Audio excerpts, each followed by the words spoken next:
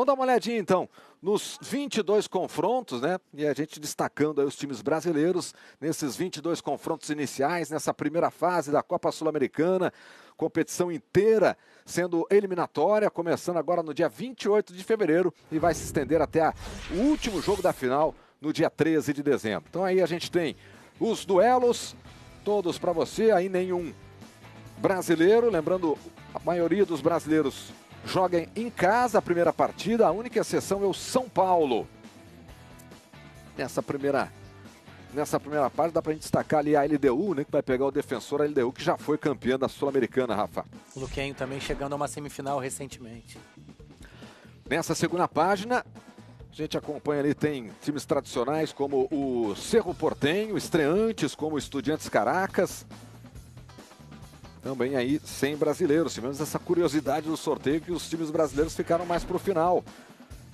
E aí sim, ó, nessa terceira página a gente vê o Corinthians que vai encarar a Universidade de Chile o primeiro jogo. O Corinthians faz em casa, a Ponte Preta também começa em casa diante do Ginásio Esgrima de La Plata da Argentina, Rafael. De qualquer forma, eu tenho muita curiosidade para entender como que os brasileiros vão lidar com a mudança do calendário. É uma Sul-Americana entrando num momento diferente da temporada.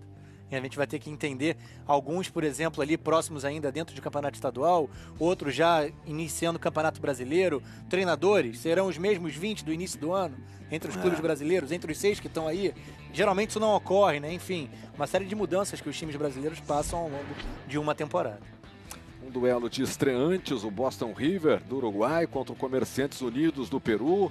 Aí a gente tem as demais equipes, ali o Tolima se deu mal, que vai ter que subir o morro lá para encarar a Bolívia. O Bolívar, na altitude de La Paz, a 3.600 metros acima do nível do mar. E aí a gente tem a última página, aliás, a penúltima página, que tem o Sport, que vai encarar o Danúbio, e o Cruzeiro, que joga contra o Nacional do Paraguai.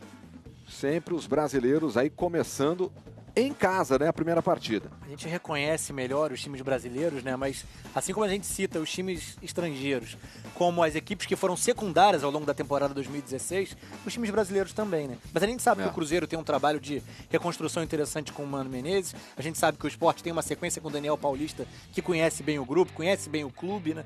Então a expectativa de, pelo menos, o início de Sul-Americana muito forte para as equipes brasileiras. Só vou pedir para a Juliana ali confirmar para a gente, da coordenação, Juliana Matos, para confirmar se o Cruzeiro começa em casa, se começa fora, porque ali a gente viu, né, o contrário, o Cruzeiro aqui na coluna da direita, mas já a gente confirma. O São Paulo começa fora de casa, né? Aí sim a gente viu lá o São Paulo fora de casa.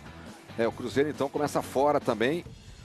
O São Paulo começa fora de casa contra o Defensa e Justiça.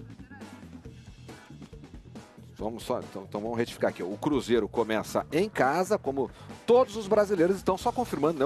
O único brasileiro que começa fora é o São Paulo. São Paulo contra o Defensa e Justiça da Argentina e o Fluminense encarando o Liverpool do Uruguai ali.